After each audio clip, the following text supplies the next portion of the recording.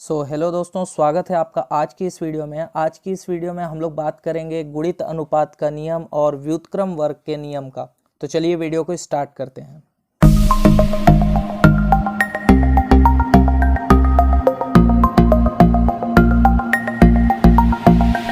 तो ये जो नियम है दोस्तों, ये रासायनिक संयोग के नियम का तीसरा नियम है, ये तीसरा थर्ड नियम। इससे पहले मैंने दो नियम बनाए हुए हैं, द्रव्यमान अनुपात का नियम और स्थिर या निश्चित अनुपात का नियम। अगर आपने वो वीडियो नहीं देखी है तो ऊपर आई बटन पे वो शो हो रहा होगा या उसका लिंक जो है डिस्क्रिप्शन में भी मैं दे दूंगा। तो आज हम लोग स्टार्ट करने वाले हैं गुणित अनुपात का नियम। देखिए ये क्या होता है। देखिए, इसको पढ़ने से पहले मैं कुछ बातें आपको एकदम क्लियर कर देना चाहता हूँ। सबसे पहले मैं एक एग्जाम्पल रखता हूँ, फिर आपको समझ में आएगा। ठीक है, यदि आपको एक एग्जाम्पल से समझ नहीं आता तो कोई टेंशन वाली बात नहीं है। मैं दूसरा एग्जाम्पल भी बता दूंगा, तीसरा एग्जाम्पल भी बता, बहुत सारे एग्जाम्पल मैं यहाँ पर आपको बता दूंगा। ठीक है, चलिए वीडियो को स्टार्ट करते हैं और देखते हैं कि गुणित अनुपात का नियम है क्या। तो देखिए, गुणित अनुपात का नियम में क्या होता है कि आपको दो तत्व लेने हैं। ठीक है, क्या होता है कि दो तत्व कभी भी मिलते हैं, कोई भी दो तत्व आप लीजिएगा तो वो आपस में मिल करके यौगिक बनाते हैं, दो या दो से अधिक। जैसे फॉर एग्जाम्पल मैंने एक ले लिया हाइड्रोजन, ठीक है, और एक मैंने ले लिया ऑक्सीजन। ऑब्वियस सी बात है कि ये आपस में मिलेंगे तो क्या बनाएंगे, आपको क्या मिलेगा, क्या प्रोडक्ट मिलेगा, पता ही हमको क्या मिलेगा, H2O मिलेगा। ठीक है, पानी मिलेगा। और क्या मिल सकता है हमको, और क्या बना सकते हैं, ये H2O2 भी बना सकता है। ठीक है, इसको हम लोग वाटर बोलते हैं, जल बोलते हैं। वैसे ही ये हाइड्रोजन पराक्साइड है। क्या है ये? Hydrogen peroxide. हाइड्रोजन पराक्साइड है, ये है हाइड्रोजन पराक्साइड। ठीक है, ये दो चीजें बनेंगी जब ऑक्सीजन और हाइड्रोजन आपस में मिलेंगे, तो ये दो चीजें बनेंगी, एक बनेगा वाटर और एक बनेगा हाइड्रोजन पराक्साइड। ठीक है, अब आगे देखिए, आगे समझिए। अब देखिए, ये जल बना और देखते हैं हम लोग हाइड्रोजन पराक्साइड बना। ठीक है, अब इनका अनुपात हम लोग देखते हैं। देखिए क्या हो रहा है कि यहाँ पर अगर हम लोग देखें तो इन दोनों ही तत्वों में, पहला नंबर का तत्व, ये दूसरे नंबर का तत्व, इन दोनों ही तत्वों में अगर आप एक चीज देखोगे तो एक चीज जो ये हाइड्रोजन आपको दिखाई दे रहा है, ये एकदम फिक्स है। यहाँ पर भी दो हाइड्रोजन है, यहाँ भी दो हाइड्रोजन है, तो ये तो एकदम फिक्स है। तो ऐसे ही आपको एक तत्व को एकदम फिक्स रखना है और दूसरा जो तत्व जो इससे रिएक्शन कर रहा है, जैसे हाइड्रोजन और ऑक्सीजन में हाइड्रोजन एकदम फिक्स है, दो हाइड्रोजन है यहाँ पर, यहाँ देखिए दो हाइड्रोजन है, ऑक्सीजन चेंज हो रहा है। ठीक है, आगे देखिए, अब आगे समझिए। तो यहाँ पर देखिए, अगर हम लोग इसको द्रव्यमान के दृष्टिकोण से देखें तो यहाँ पर हाइड्रोजन और ऑक्सीजन का जो द्रव्यमान है वो कितना है। देखिए, हाइड्रोजन का द्रव्यमान अगर हम लोग देखें तो दो हाइड्रोजन है, इसलिए 2 अनुपात 1 ऑक्सीजन है, तो इसका अनुपात हो जाएगा 16, तो 2 अनुपात 16। ठीक उसी प्रकार यहाँ भी अगर हम लोग हाइड्रोजन और ऑक्सीजन का अनुपात देखें, हाइड्रोजन पराक्साइड में अगर हम लोग हाइड्रोजन और ऑक्सीजन का अनुपात देखें तो 2 हाइड्रोजन है तो 2 अनुपात ऑक्सीजन कितने हैं, 2 हैं, तो यहाँ पर हो जाएगा 16 दूने 32। तो देखिए, अब देखिए यहाँ पर अगर आप ध्यान से देख रहे हो तो यहाँ पर अगर देखो आप तो ये देखिए, ये हाइड्रोजन एकदम फिक्स है, हाइड्रोजन का मान ये एकदम फिक्स है, इसको आप चेंज नहीं करोगे। अब जो ये 16, ये जो ऑक्सीजन के जो मान है, इनका अगर हम लोग अनुपात निकालें तो कितना निकलेगा, 16 अनुपात 32। अगर मैं इसको सरल करूं तो कितना आएगा, ये अगर मैं काटूं तो 1 अनुपात 2। तो ये जो चीज निकला यही है। तो यहाँ पर कोई दशमलव वाला अंक नहीं आया है, इसलिए हम लोग इसको क्या बोलते हैं, पूर्णांक। ठीक है, तो ये एक एग्जाम्पल है, ये ही है आपका गुणित अनुपात का नियम। तो यहाँ पर कहने का मतलब क्या है कि जब दो तत्व, क्या होता है, जब दो तत्व, देखिए जब दो तत्व आपस में क्या करते हैं, संयोग करते हैं। जब दो तत्व, ये हाइड्रोजन एक तत्व हो गया, ऑक्सीजन एक तत्व हो गया, आपस में संयोग किया और क्या बनाया, यौगिक बनाया। कई प्रकार के यौगिक बना सकते हैं, जैसे वाटर और हाइड्रोजन पराक्साइड, 2 प्रकार के यौगिक बनाया। अब इन दोनों यौगिकों को जब हम लेते हैं तो यहाँ पर देखिए, हाइड्रोजन का जो मान है, ये जो हाइड्रोजन का जो मान है ये एकदम फिक्स है। हाइड्रोजन का जो मान है ये एकदम फिक्स है। ठीक है, तो क्या होता है कि जो दूसरा तत्व है, मतलब यहाँ पर ऑक्सीजन, वो क्या कर रहा है, पहले तत्व के निश्चित भार से, निश्चित द्रव्यमान से क्या कर रहा है, संयोग कर रहा है। तो ये हाइड्रोजन और ऑक्सीजन में ऑक्सीजन जो है हाइड्रोजन के निश्चित मान से क्या कर रहा है, संयोग कर रहा है। ठीक है, तो जो दूसरा तत्व रहेगा, तो ठीक है, जो दूसरा तत्व रहेगा ऑक्सीजन, इनका जो मान रहेगा, इनका अगर हम लोग अनुपात निकालें तो ये हमेशा एक पूर्णांक आपको प्राप्त होगा, इसमें कोई दशमलव या कुछ भी प्राप्त नहीं होगा। मैं एक और एग्जाम्पल आपको दिखाता हूं तो और भी समझ में आएगा। देखिए एक और एग्जाम्पल समझिए, तब आपको और अच्छे से समझ में आएगा। देखिए जैसे दो तत्व हम लोग लेते हैं, जैसा कि मैं बताया था कि दो तत्व लेते हैं। मान लीजिए एक तत्व मैंने ले लिया कार्बन और एक तत्व ले लिया मैंने क्या, ऑक्सीजन। अब ये आपस में संयोग करके क्या क्या चीज बना सकते हैं, कई प्रकार के यौगिक बनाएंगे। तो जैसे मान लीजिए पहला यौगिक इन्होंने बनाया, मान लीजिए कार्बन डाइऑक्साइड CO2। और क्या बना सकते हैं ये, कार्बन डाइऑक्साइड के अलावा और क्या बना सकते हैं ये, तो ये बना सकते हैं आपका CO, कार्बन मोनोऑक्साइड, ऐसा बना सकते हैं ये। ठीक है, अब इनका हम लोग देख लेते हैं। यहां पर देखिए कार्बन फिर से फिक्स है, तो यहां पर दो चीजें बनी आपकी, कार्बन मोनोऑक्साइड पहले नंबर पे और दूसरे नंबर पे आपका बन रहा है कार्बन डाइऑक्साइड। ठीक है, अब इन दोनों का अनुपात निकालें तो यहाँ पर कार्बन और ऑक्सीजन का जो अनुपात है, कार्बन का अनुपात कितना होता है, मतलब 12 अनुपात ऑक्सीजन का अनुपात कितना है आपका 8। ठीक है, ठीक उसी प्रकार कार्बन डाइऑक्साइड में देखेंगे हम लोग, कार्बन और ऑक्सीजन का अनुपात देखेंगे तो कार्बन 12 और ऑक्सीजन 2, सॉरी ये हो जाएगा 16, ये 16 हो जाएगा। तो इसका ऑक्सीजन का यहाँ पर फिर से क्या हो जाएगा, 32 हो जाएगा। अब यहाँ पर देखिए ये जो कार्बन है आपका, यहाँ जो कार्बन आपको दिखाई दे रहा है, ये देखिए ये जो कार्बन आपका दिखाई दे रहा है ये फिक्स है, इसका मान आप फिक्स किए हुए हो। ठीक है, लेकिन ऑक्सीजन क्या कर रहा है, इसके फिक्स मान से, निश्चित मान से क्या कर रहा है, संयोग कर रहा है, इसके फिक्स मान से इस संयोग कर रहा है। तो ये जो दूसरा तत्व है, दूसरा तत्व मतलब ये जो ऑक्सीजन है, इनका जो अनुपात निकलेगा मतलब 16 अनुपात क्या होगा 32, ये एक पूर्णांक होगा, ये एक क्या रहेगा, पूर्णांक होगा। ये है इसका दूसरा एग्जाम्पल आपके सामने। ठीक है, अगर अभी भी समझ में नहीं आया होगा तो एक और एग्जाम्पल देखो, और अच्छे से समझ में आएगा। देखो नेक्स्ट एग्जाम्पल बताता हूं मैं। ये जो टेबल बना हुआ है इसको मैं बाद में लेता हूं, फिलहाल अभी आपको समझाता हूं मैं कि ये क्या है। देखिए अब देखिए अभी आपको क्लियर समझ में आएगा। देखिए मैंने दो चीजें ली, दो तत्व लिए, नाइट्रोजन और एक ले लिया मैंने ऑक्सीजन।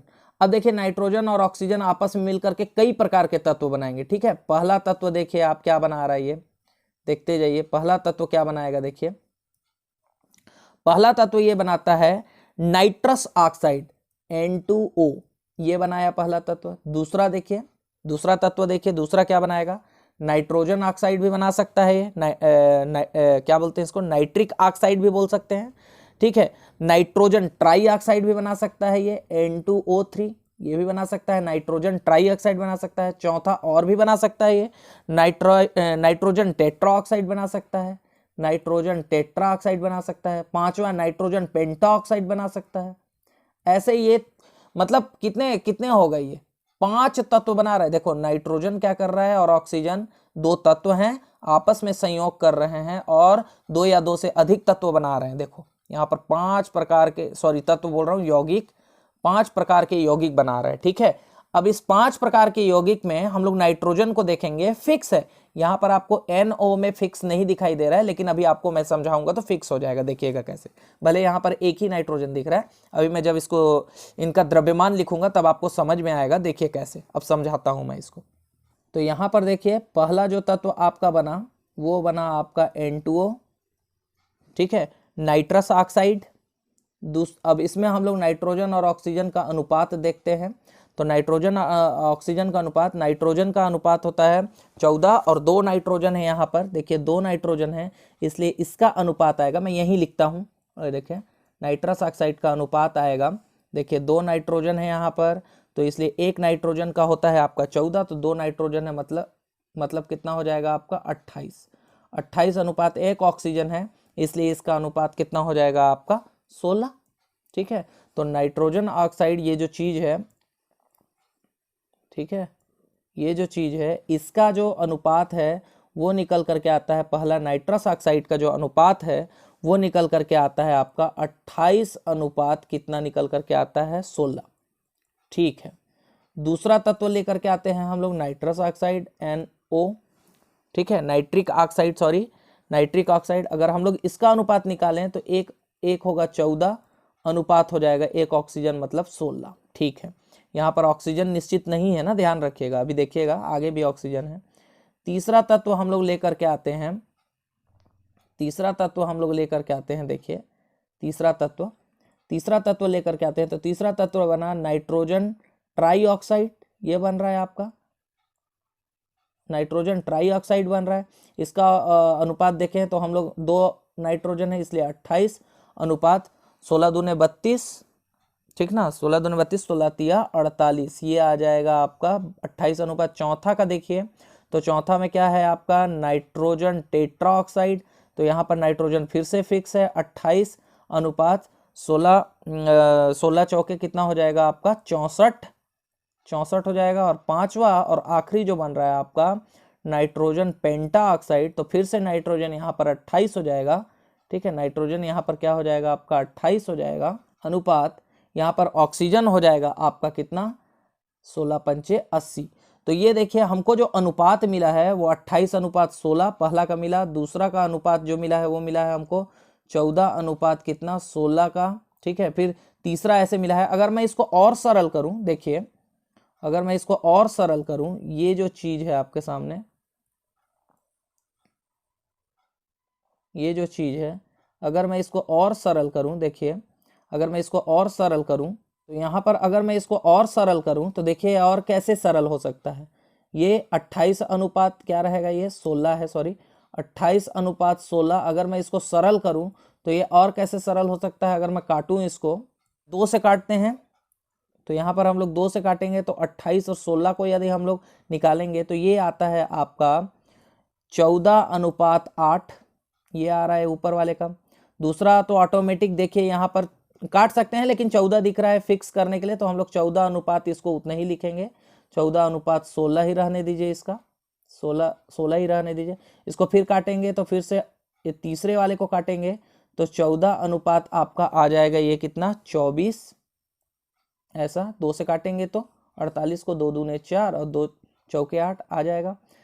चौथे वाले को काटेंगे तो फिर से 14 अनुपात यहाँ पर आ जाएगा आपका 32, ऐसा आ जाएगा। और इसको अगर हम लोग काटेंगे तो ये है आपका 80 है, सॉरी यहाँ पर बाई मिस्टेक मैंने हटाया तो शायद ये हट गया होगा। खैर यहाँ पर जो है आपका, तो यहाँ पर देखिए अगर हम लोग इसको काटें तो 14 अनुपात ये आ जाएगा आपका 40, 2 से काट रहे हैं, सारे को हम लोग क्या किए हैं 2 से क्या कर दिए हैं काट दिए हैं, ठीक है।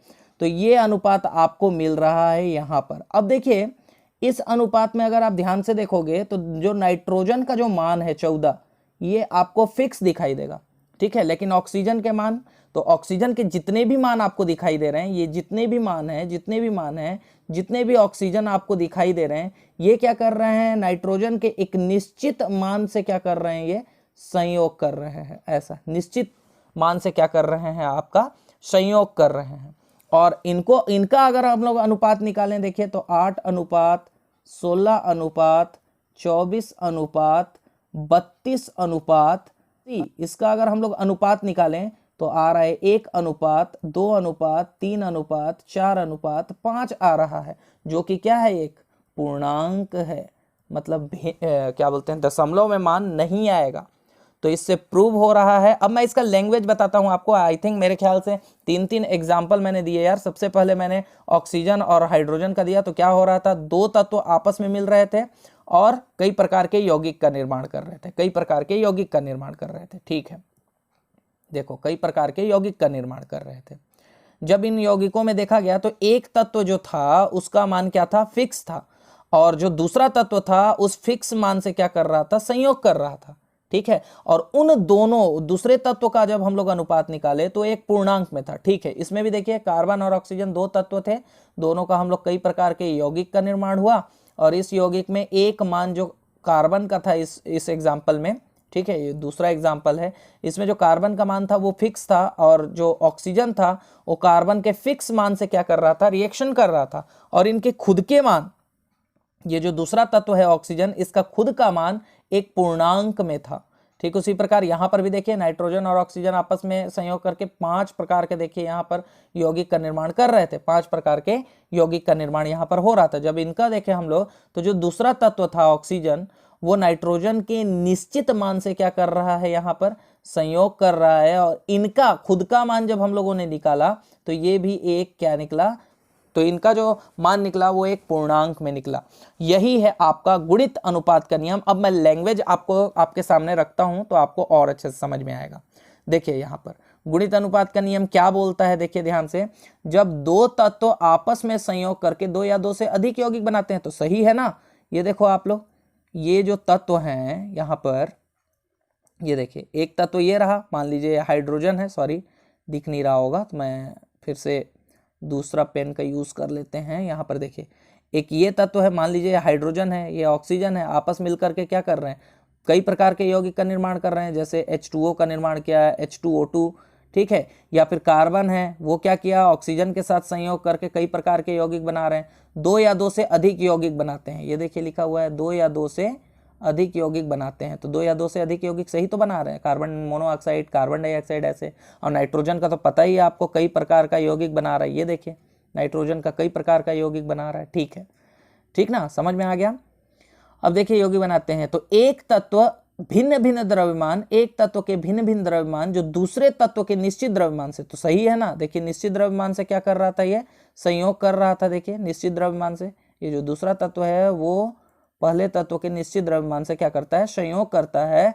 तो परस्पर एक सरल अनुपात में होते हैं, मतलब तो उनके खुद के जो मान रहेंगे, उनके खुद के जो मान रहेंगे, जो दूसरा तत्व रहेगा उसका खुद का जो मान रहेगा वो एक सरल अनुपात में रहेगा या एक पूर्णांक रहेगा, ऐसा आप कह सकते हो। यही है आपका गुणित अनुपात का नियम। तो आपको क्या करना है, दो या दो से अधिक तत्व लेने हैं, दो तत्व लेने हैं और उनसे दो या दो से अधिक यौगिक बनाने हैं, और इन यौगिकों में एक का मान आपको क्या कर देना है, एकदम फिक्स कर देना है। ठीक है, एकदम फिक्स करना है, और जो दूसरा तत्व रहेगा वो फिक्स मान से, पहले तत्व के फिक्स मान से क्या करेगा, संयोग करेगा, और इनके खुद के मान क्या रहेंगे, एक सरल अनुपात में रहेगा, सरल अनुपात में रहेगा। तो सरल अनुपात हम लोग 1:2, 1:3 इसको सरल अनुपात कहते हैं। तो आई थिंक गुणित अनुपात का नियम आपको अच्छे से समझ में आ गया होगा। बढ़ते हैं नेक्स्ट नियम की तरफ, जो कि है आपका व्युत्क्रम अनुपात का नियम। तो इसके लिए भी मैं एग्जाम्पल रखता हूं, तब आपको समझ में आएगा। पहले मैं एग्जाम्पल दूंगा फिर लैंग्वेज बताऊंगा तो ज्यादा समझ में आएगा। ठीक है, तो चलते हैं व्युत्क्रम अनुपात के नियम को समझने के लिए।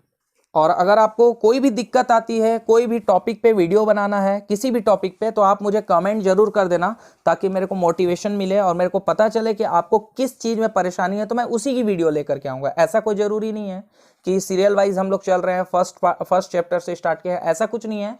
अगर आपको किसी भी चीज़ में दिक्कत आ रही है तो आप मेरे को ज़रूर कमेंट कर दीजिएगा, ताकि मैं उससे रिलेटेड वीडियो बना दूँ। और हाँ, वीडियो को लाइक और सब्सक्राइब बटन को जरूर ऑन कर लीजिएगा यार, बहुत मेहनत लगता है वीडियो बनाने में। चलिए अब हम लोग बढ़ते हैं आगे हमारे व्युत्क्रम अनुपात के नियम के लिए। इसमें क्या होता है, देखिए पहले मैं एग्जांपल आपको देता हूं, फिर आपको समझ में आएगा। देखिए इसमें क्या करना है आपको, एक तत्व मैंने क्या कर लिया, ए ले लिया, एक तत्व ले लिया मैंने बी, ठीक है, और एक तत्व मैं लूंगा यहाँ पर सी।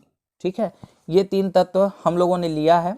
व्युत्क्रम का नियम जो है बहुत ज़्यादा खतरनाक नियम है, और इसको एक नाम और से पुकारा जाता है, तुल्यांक समानुपात का नियम। इसी को हम लोग बोलते हैं तुल्यांक समानुपात का नियम, भी इसी को कहते हैं।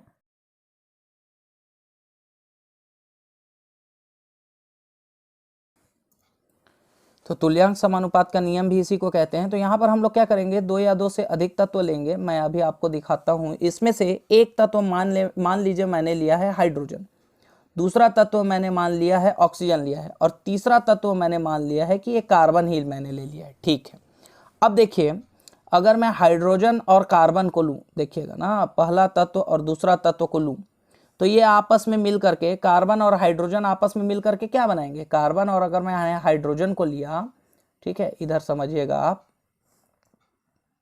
तो कार्बन और हाइड्रोजन को जब मैंने लिया आपस में, तो ये आपस में मिल करके क्या बनाएंगे, आपस में मिल करके ये क्या बना सकते हैं, तो आपस में मिल करके ये क्या बनाएंगे, CH4 बनाएंगे, CH4 बनाएगा। ठीक है, ठीक उसी प्रकार अगर मैं बात करूं इनकी, ऑक्सीजन और कार्बन को लिया, तो ये क्या बनाएंगे, देखिए यहाँ पर मैंने किसको किसको लिया, कार्बन को लिया और ऑक्सीजन को लिया, ये आपस में मिलेंगे तो ये क्या बनाएगा, ये आपका बनाएगा कार्बन डाइऑक्साइड। ठीक है, यहाँ पर क्या चीज का निर्माण होगा, आपका कार्बन डाइऑक्साइड का निर्माण होगा। ठीक है, अब यहाँ पर जो मान है, यहाँ पर जो मान है आपके कार्बन के मान को यदि आप देखोगे तो यहाँ पर फिक्स है, कार्बन का मान यहाँ पर फिक्स है। अगर इसको हम लोग देखें, ये देखिए ये जो यौगिक बना है, तो इसको देखिए आप और समझिए, ये जो CH4 है इसमें जो CH4 है इसमें अगर हम लोग बोलें कार्बन और हाइड्रोजन का अनुपात अगर मैं निकालूं तो कार्बन का अनुपात द्रव्यमान के दृष्टिकोण से तो 12 होगा और 4 है तो 4, तो 12:4 किसका मिला हमको? मेथेन का। ठीक है, CH4 का मिला हमको। ठीक है, अभी देखिए आगे देखिए, और अगर मैं CO2 का निकालूं, CO2 का, तो C अनुपात ऑक्सीजन में अगर हम लोग अनुपात निकालें तो 12 अनुपात निकलेगा आपका। दो ऑक्सीजन है तो यहाँ पर हो जाएगा आपका 32, ये अनुपात निकला। ठीक है, तो यहाँ पर कार्बन तो यहाँ पर फिक्स हो गया आपका। ये जो कार्बन है इसका जो मान है, देखिए ये जो कार्बन का मान जो है ये यहाँ पर एकदम फिक्स है। ठीक है, अब इनके आपस के अनुपात को देखते हैं हम लोग क्या निकलता है।